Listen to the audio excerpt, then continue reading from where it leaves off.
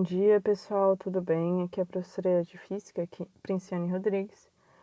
Hoje nós vamos falar um pouquinho sobre magnetismo. Então, todo mundo já viu um ímã, já teve contato e provavelmente já teve curiosidade para saber como é que aquilo funciona. Então, vocês já devem ter feito a pesquisa aí do roteiro de estudo 2, mas aí a gente vai falar um pouquinho mais do que é essa força, né? O que é o magnetismo. Primeira coisa que a gente tem que saber sobre o ímã é que ele tem polos magnéticos. Então, o que é isso? Tem um polo de atração e um polo de repulsão. Então, eu tenho o polo positivo e o polo negativo, ou como costumamos falar aí, o polo norte e o polo sul. Então, o polo norte magnético, ele vai apontar sempre para o norte, e o polo sul, ele vai apontar sempre para o sul.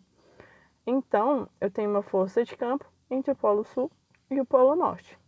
Então, aqui, essas linhazinhas a gente vai chamar aí de linhas de campo, tá? Que campo? Campo magnético, ok? Então, nós temos aí o desenho do ímã. Detalhe interessante, se eu partir esse ímã, então vamos supor que eu corte ele aqui no meio, ele vai continuar tendo um polo sul e um polo norte. Então, não importa o quanto eu vou dividir o ímã, ele sempre vai ter um polo sul e ele sempre vai ter um polo norte, ok? Um experimentozinho simples que a gente pode fazer para visualizar essas linhas, esse campo magnético, é esse aqui de limalha de ferro. Então, aqui a gente pode ter, por exemplo, um pó de esponja de aço, de palha de aço, e um ímã. Se você separar eles por uma folha e bater ele no chão algumas vezes, ele já vai formar essas linhas de campo aqui que a gente está vendo, ok? Então, saindo do polo norte em direção ao polo sul, ok? Isso aí é o campo eletromagnético. Um outro fato interessante, vocês percebem aqui que ele tem uma forma redondinha, tá vendo? Então, essa forma redondinha também é uma forma da gente visualizar o campo magnético da nossa Terra, exatamente. Então, a Terra ela vai ter um campo eletromagnético parecido com o que é formado pela limalha de ferro com o ímã, ok? É justamente esse campo eletromagnético que vai fazer funcionar uma bússola. Então, eu tenho aqui as agulhas de uma bússola e com o que a gente chama de torque, ela vai se direcionar sempre aí no sentido norte do campo eletromagnético da Terra, tá? Então, a bússola ela vai apontar sempre para o norte, ok?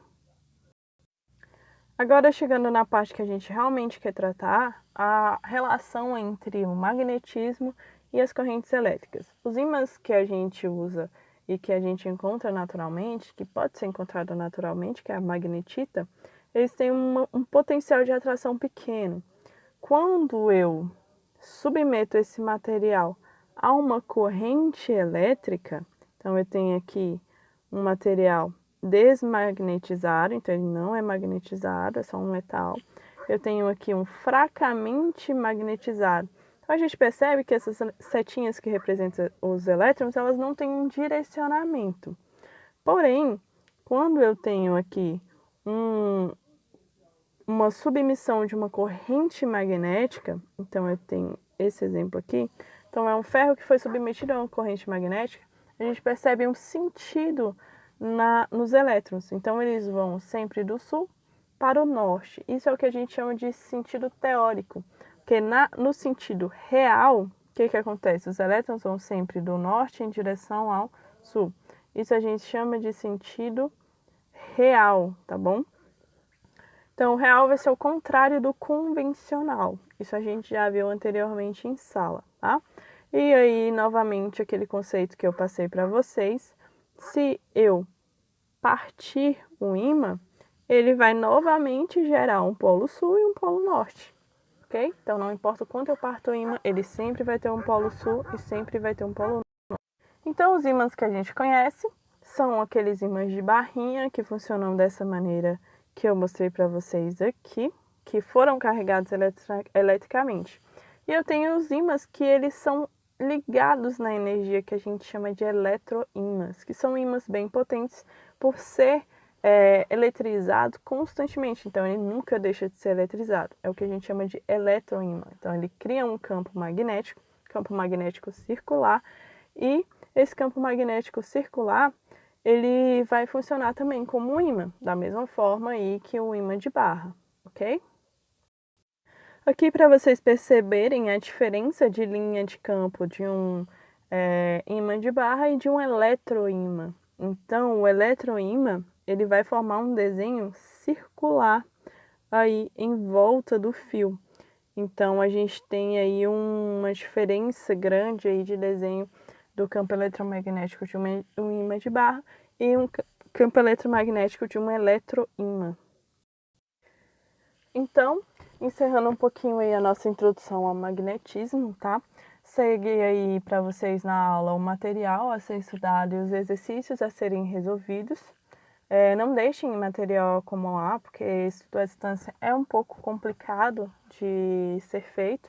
Então, é importante que vocês tenham disciplina para executar as atividades. E qualquer dúvida, eu estarei aí sempre à disposição. Um beijo e um abraço a cada um de vocês.